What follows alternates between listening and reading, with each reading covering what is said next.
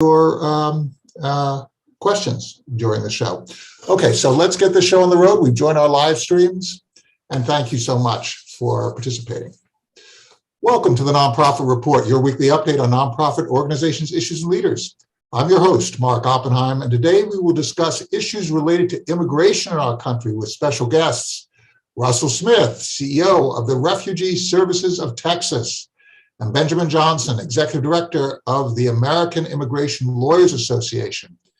A reminder to Zoom attendees that we'll take 3 snap polls during the show. We'll announce results, and questions submitted through the Q&A function at the bottom of your screen will be included in our discussion. So thank you both for joining us. It's just wonderful to be talking about this really important topic. So I'm going to set this up, and we're going to go to you, Russell, as the representative of really one of the key states in this discussion. There are 48 million immigrants in the United States, and just for full disclosure, my dad is one of them, came over to the United States as a refugee, escaping Nazi Germany after his father was arrested by the Gestapo.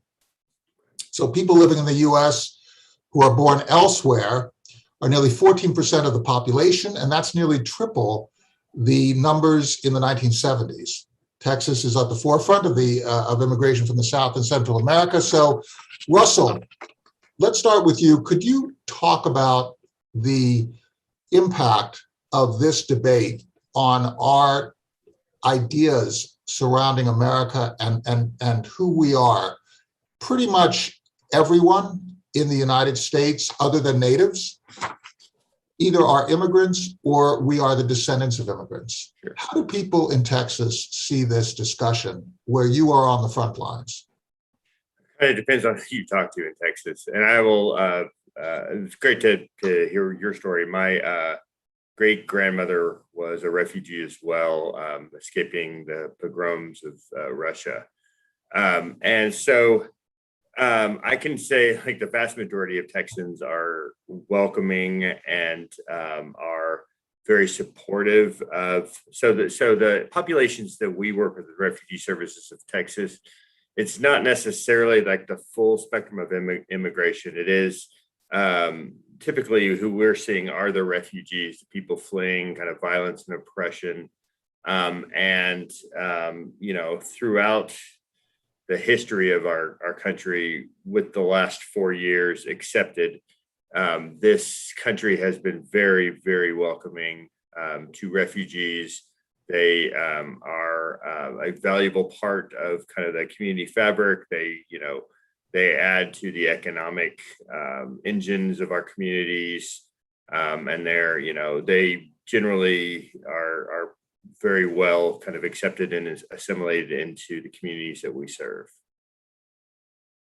So let's talk about just that, and I'm going to go to you, Ben, in a sec. But let's stick with you, Russell.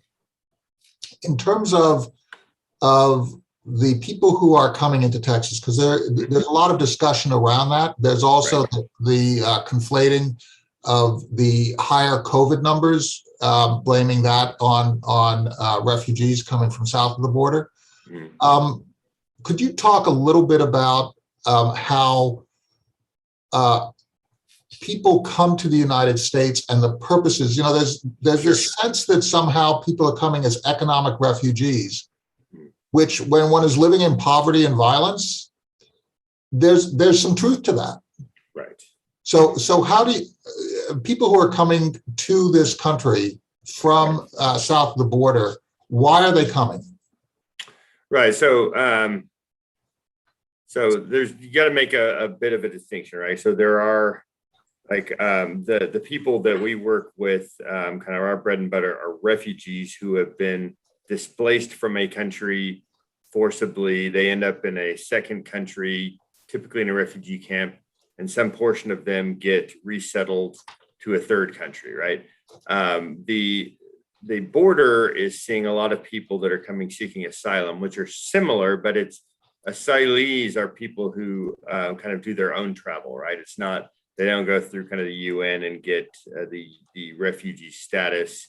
And so they come here fleeing, violence and poverty and even, climate disasters, and come here seeking kind of safety in the United States. And they present themselves at the border and ask for asylum. And, some percentage of them will have their cases kind of heard and accepted. And so they'll be granted asylum here in the United States.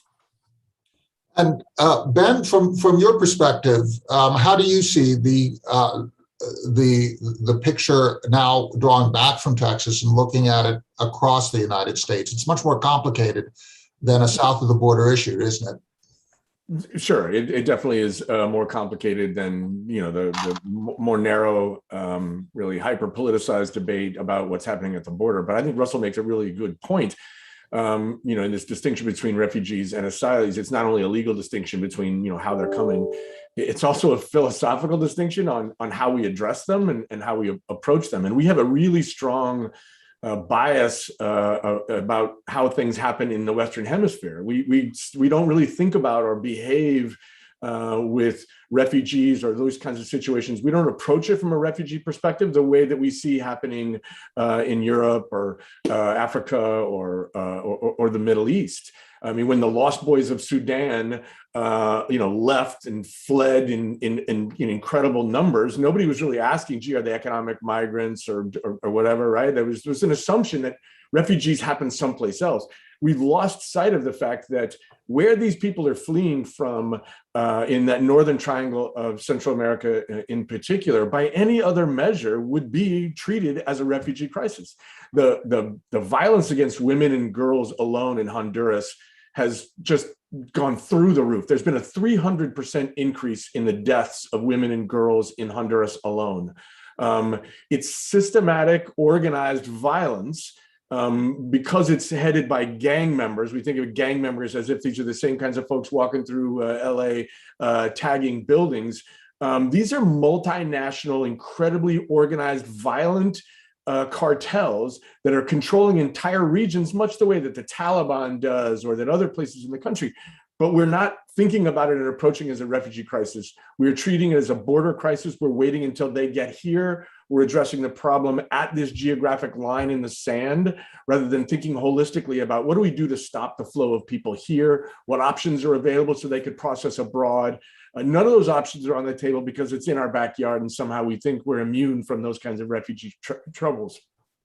So what you're saying is that this is actually a business, right? This is a business. This is a group of people who are organized to enslave, exploit, extract, right? Move wealth, and they do it through violence and through death. Yeah, this is mostly tied up. Yeah, mostly tied up in the drug trade. That's where their billions and billions of dollars are being made, and they seek to control areas of the country, in Guatemala, Honduras, El Salvador. Because of their interest in, again, primarily a drugs and money trade. So the violence flows from that. But I mean, there's lots of other places in the world and challenges. Why it's happening, I think, is important in addressing the root causes for sure. So we have a cluster that really is immigration that's driven by crime and criminality and violence. Russell, are you seeing, if you were to divide our immigration up, we have that cluster, and then we have people who come from other countries, maybe well off, who are immigrating to the United States. They go through the legal process. They're not in desperate straits. They might have some money, or they might have family members. So you go through a more normalized process. Between those two groups, are there other groups that you see? Yeah, I mean, so there are the ones that are displaced, not just the ones from kind of the triangle that you're talking about, and from violence in Central America, but like we see, like over the history of this country, our kind of refugee system has really kind of reflected the history of conflict around the world, right? So the most refugees that we have seen as a country were during the Reagan administration. And then, we'll see, there's a wave of Vietnamese after the Vietnam War, We saw, Serbians and Croatians and Bosnians after kind of the breakup of Yugoslavia, and it kind of really the modern refugee system really kind of started from, Jews fleeing after World War II. So it's really set up to help ensure that these kind of flashpoints around the world, that we are able to make an impact on these kind of world problems in a way that is humane and also then addresses some of the problems that are happening, right? So, for instance, in the last several years, one of the major places that's really blown up is Syria. And we started to see Syrian refugees here until that became such a politicized thing. And that was stopped kind of with the travel ban and with kind of some policies in Texas. And my hope is that we are able to start seeing that population again, because that is a world conflict that has not gotten any better, that the United States has a unique opportunity to help alleviate and has not. So when we talk about extending American presence, we very often talk about our military. Right. We talk about our diplomacy. We talk about our business interests. To what extent, Ben, is it important that we extend American reach through our immigration policy and how we communicate with others in the world about how we deal with this world problem?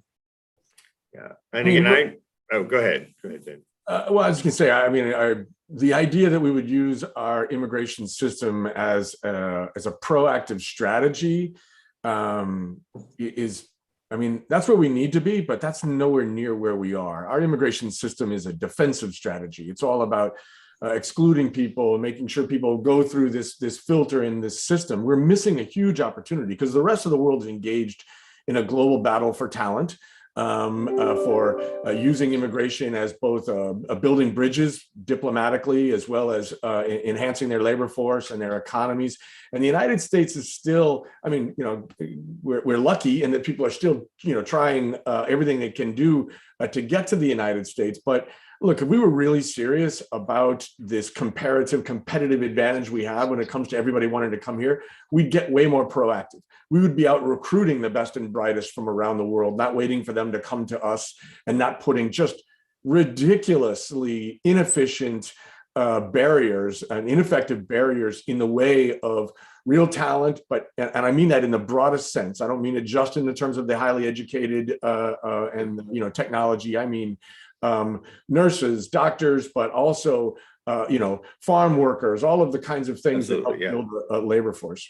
Yeah, one of the striking things to me is that economies cannot continue to grow without kind of an influx of workers. And just kind of looking at the birth rate in this country, there's really no path to kind of continued economic growth without an influx of workers, right? And that's immigrants, it's refugees, it's migrants, it's whatever. But there is no kind of homegrown continuation of economic growth without foreign born. It's so true, right? If you look at American refugee policy and immigration policy versus the German refugee and immigration policy, of course, Germany has a history that they are still being informed by in terms of such policies.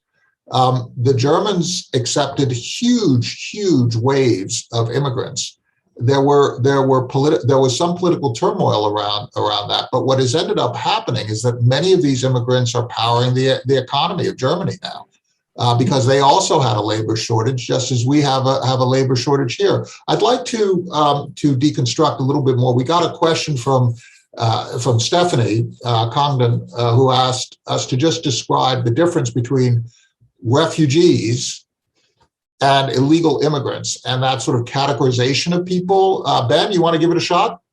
Russell will be the expert on the refugee part of it. Russell, you go ahead. Yeah, so, a refugee is someone who has been displaced from their country through kind of war or violence or, natural disaster, whatever it is. Typically, they'll end up in a neighboring country. They'll end up in a refugee camp. They can, they'll be there from anywhere from a handful to, up to 12 to 15 years. They will be like the vast majority of them will either kind of make their life in that second country, or they'll be repatriated to their former country if it's safe. About 1% of them will be resettled to a third country.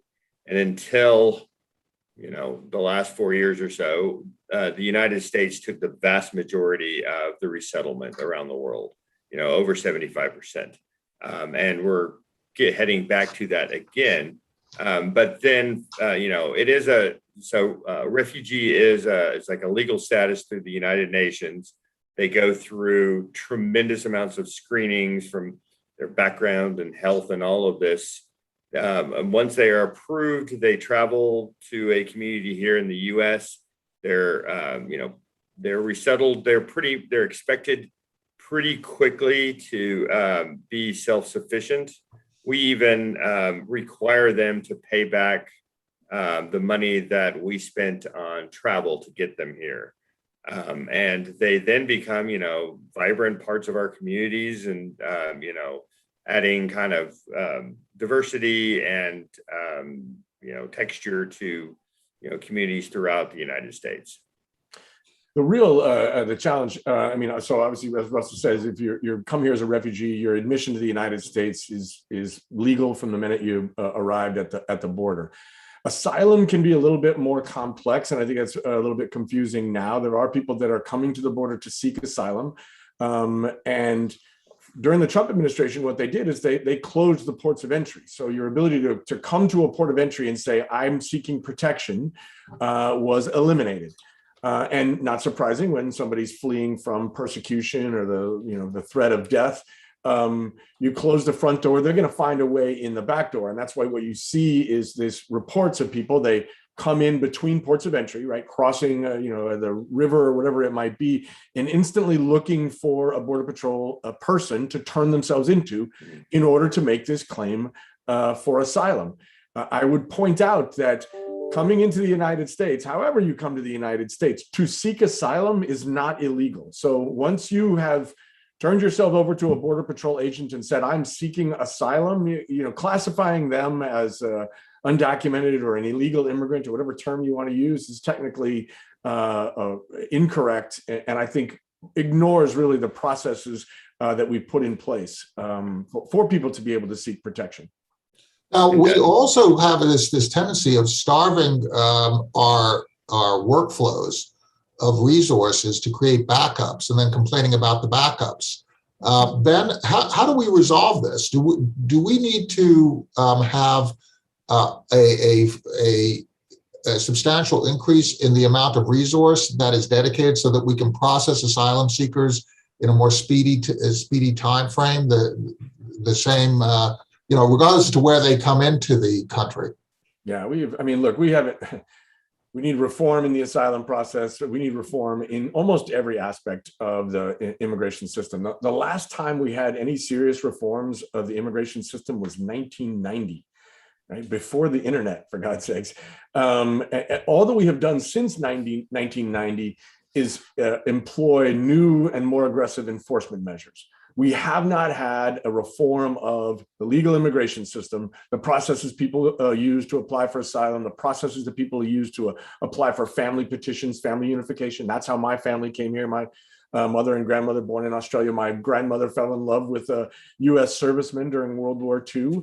They got married and eventually came back to the United States. Family unification is a huge part of the U.S. immigration system, and that is woefully under-resourced. Employment-based petition, incredible backlog, shortages of visas. We have the same number of visas for high-tech workers today that we had in 1996. And the idea that we really have the same demand for high-skilled labor that we had in 1996 is ridiculous.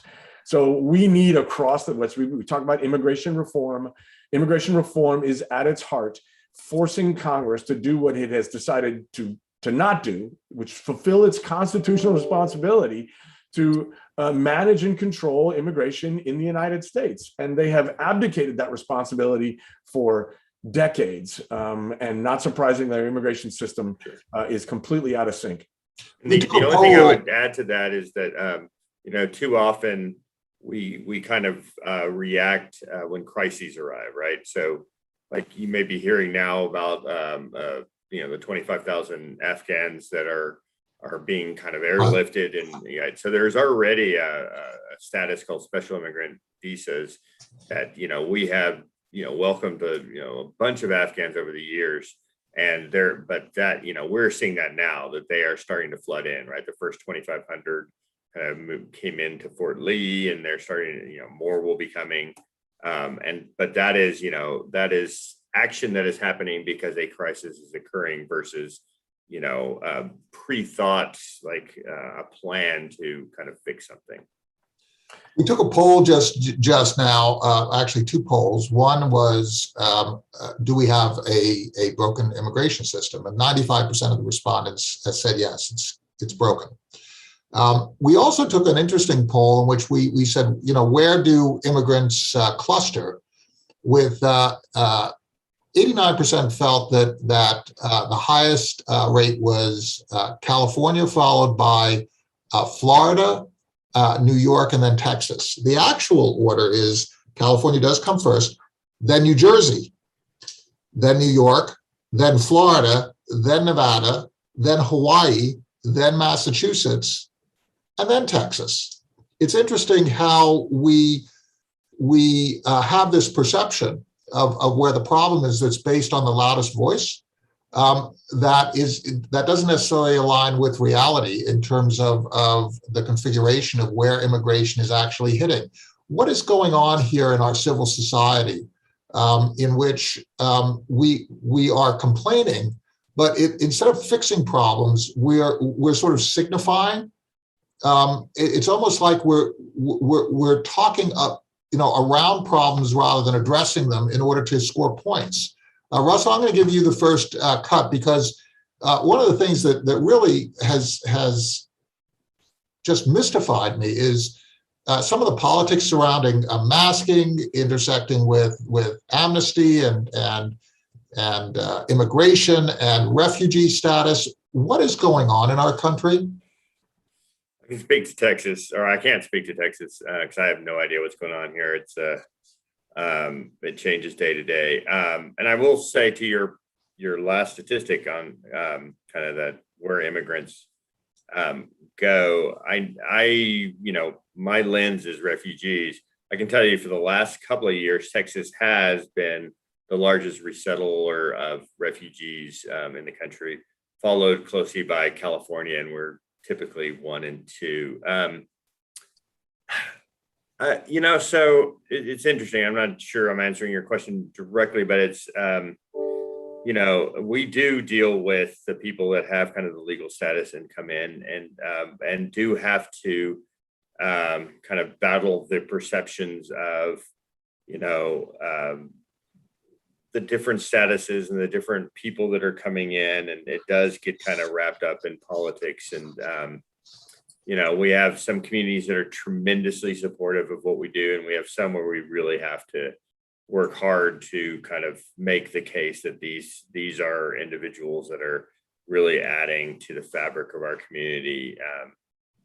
So it has become more polarized and a little bit more difficult in the last few years. But again, our lens is more kind of with people who are coming here with a particular status that is not is often conflated with kind of others that are coming to this country, but is not the same.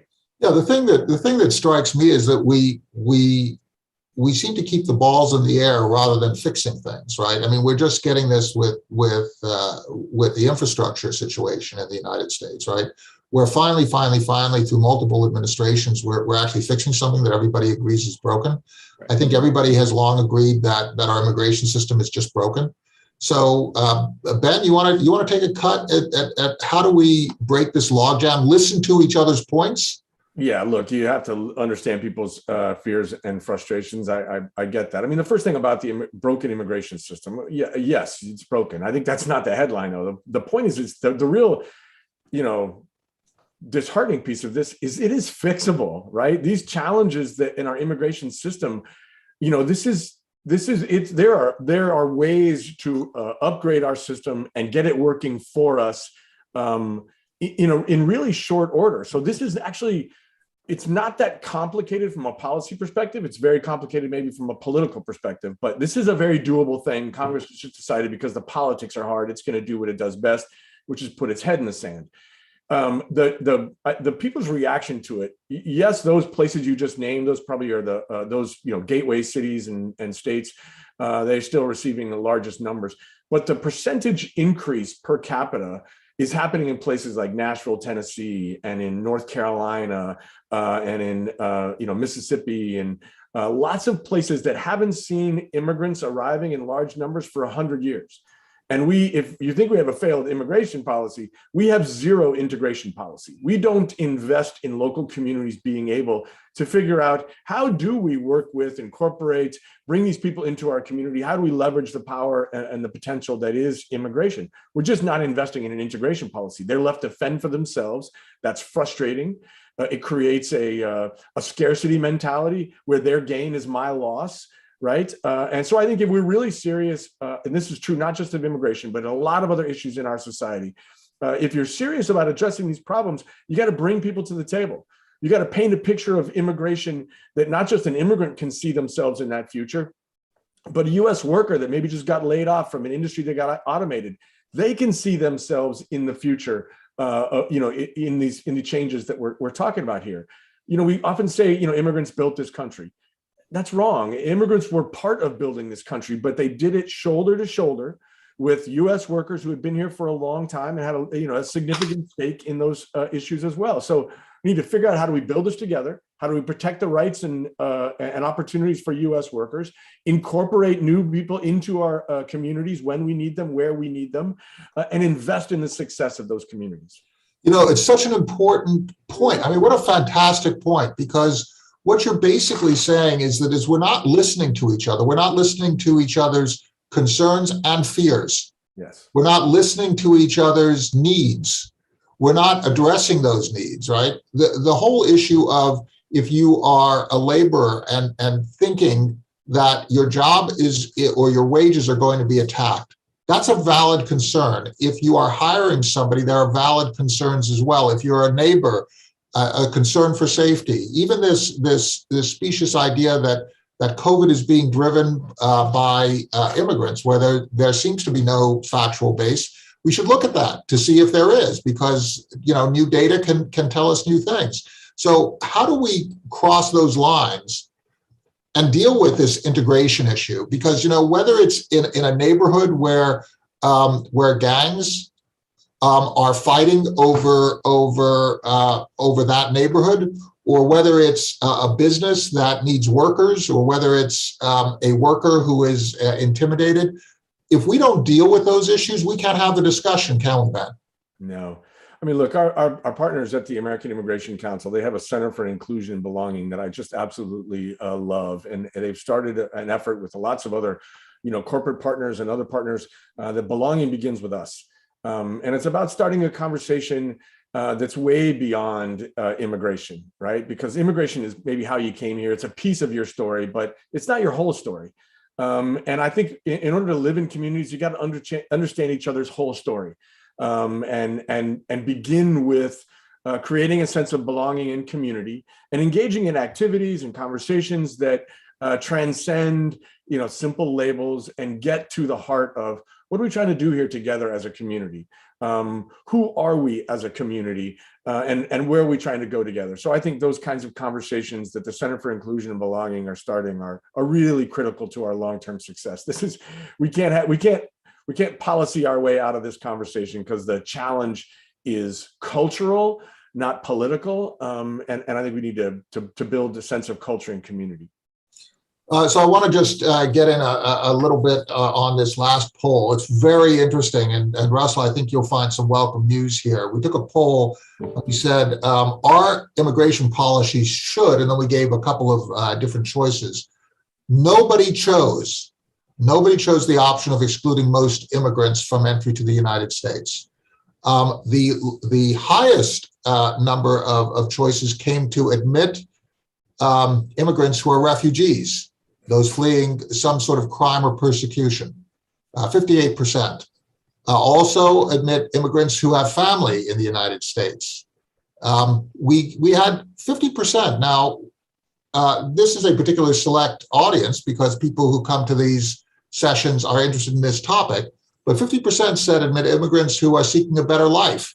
And then the whole idea of either welcoming administration, immigrants and refugees, no matter the cause, and also admitting immigrants based on their skills, wealth, and ability to contribute before they come into the country, also received several votes. So you've got at least in this audience, you have this consciousness that we need to look very purposefully at this policy. So Russell, and then Ben, I'm going to give you the last word. Russell, if you were going to make one change, we'll gather all the Congress people, all the senators, we'll invite Joe Biden to the table, and we're going to get them all to agree on one change, just one change.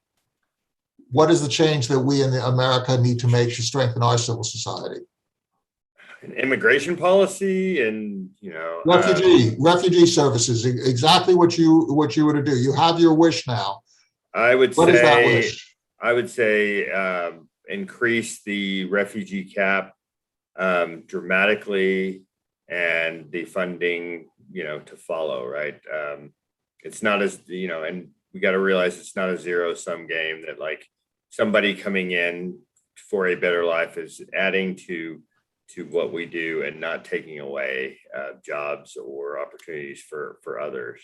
So we went from, somewhere around 85,000 in the cap in the last years of the Obama administration to we welcomed 12,000 people last year, right? And it's going back up. And so the one thing that I would say is do what you're already doing, which is raise the cap, bring it to 125,000 a year and the funding to follow that, so that we have those opportunities for people that are fleeing violence and oppression. Ben, same question to you. If you were going to do one thing, ask everybody to do one thing, what would that be? Everybody in Congress? I got to tell you, Mark, I'm just going to have to cheat. And I would say it has to be comprehensive immigration reform, right? We have to recognize that, okay, yes, we need good, sensible enforcement, but the laws that you're enforcing need to make sense for your communities and your society and your economy. So you've got to adjust legal immigration along the way. So those two things have to go hand in hand. So far, we're only doing the enforcement piece. We're not updating legal flows. And then politically, you've got to legalize the 12 million folks that are here. Just the political challenge and the animosity created by the fact that we've left our immigration system to its own devices. As a result, we have 12 million people that came around the system instead of through the system. You got to hit the reset button on the politics by doing legalization. And then you got to update your immigration system in a way that everybody feels that their future is enhanced by that, a truly American immigration policy that's good for American workers, good for American communities. It is a selfishly self-motivating strategy of it's good for us. And then you can have a sensible enforcement. So what you're basically saying is if we all agree that what we have doesn't work, all we have to agree to do is that there are things we can do to make it better. We can't make the perfect the enemy of the good. We will never reach perfection. There will always be some change that others won't like, but we can make it better. And in order to do that, we have to be talking to each other, right? That's right. It's like my grandmother used to say about being Catholic. If it's easy, you're not doing it the right way, right? So I think these conversations are hard, but that doesn't mean we should not have them or avoid them. It means we should lean into it. And that's part of what we're doing today. Thank you so much for helping us to understand this very complex problem. Russell Smith, CEO of the Refugee Services of Texas, Benjamin Johnson, Executive Director of American Immigration Lawyers Association. Thank your staffs, thank your constituents, thank your donors, thank your boards for the great work that you're doing in advancing this part of American civil society. Attendees, thank you so much for your help. I'm sorry I didn't get to all of your questions, but just a great help. And let's keep going, right? We can improve things. We don't have to make it perfect, but we can make it more perfect. Have a great day, all.